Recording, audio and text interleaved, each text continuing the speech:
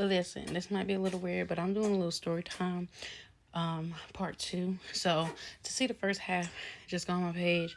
It's gonna say I was raped by a demon. Yes, you heard that correctly.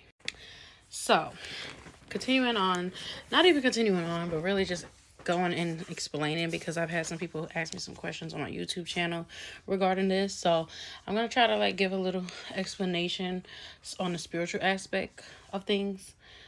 So yeah, give me a second. Okay, so there are such thing as incubus and succubus spirits. Also, like spirits from the marine kingdom, marine spirits. They're often known as like sexual demons. And they basically have another name also called spirit spouses. These spirits and demons basically marry you in the spirit. They create demonic covenants in the spiritual realm and literally will treat you as if you are their spouse, and it's not in a good way. So sometimes it can come from you yourself willingly, knowingly or unknowingly opening yourself up to that spirit. It can come through dealing with certain people, like even relationships. Excuse my daughter, y'all. She over there eating, child. It can come through generational curses. And I'm gonna leave some scriptures. I was gonna put some in the video. I think I will now, actually. Let's see. We got so we got Isaiah 28 verse 15. That's talking about covenant with death. And like making covenants with false gods, blood rituals and stuff like that. You got Exodus 20 verse 5, and basically that's explaining God punishing the iniquity of the fathers, and basically like saying that what your forefathers do will run down through generations from the third or the fourth generation in the bloodline.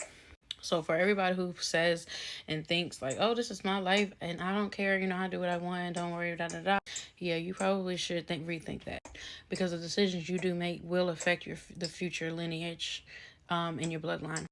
Not to say that people will not have their own account with God, because they will. And because of the blood of Christ, of course, he broke every curse. But they will have to go through that process as well to break that curse, which is similar to what I had to do, because yes, I do have someone in my bloodline who operated in witchcraft and opened up a lot of things for our bloodline that did not need to be there. So that is how that is one way that this demon was able to enter into my life, because when you're not knowledgeable and about what's going on, and if your parents don't do it, somebody's got to do it, and that goes for you, curse breakers. So yeah, I've also had encounters prior to that, or maybe after. I'm not sure. I can't remember. I think maybe after that incident happened, where one time I had a dream and there was this man, and he was a beautiful man. He was in a black suit, and it was weird. I was like in a rocky area, like sitting down, and it was a table, and this guy had landed a plane, came out of the plane in a black suit, black tie, with a red like handkerchief, and he had a rose, and he basically was trying to lure me in, like trying to get me to go with him. But in my dream, I was conscious and I knew like, nah, I'm good. Like, I declined that. So yeah, that is to clear up a bit of that's just not even, that's literally like a tiny bit of information to clear up a little bit about how that works, and things like that. But to us who know, the spiritual world is absolutely more real than this natural world, and yes, there are absolutely demons who are after your soul, and yes, they will assault, and yes, they can violate if they have legal rights and access. So it's so very, very important that we get in our word, because God says my people perish for lack of knowledge, and we don't want to do that, right? So, whew.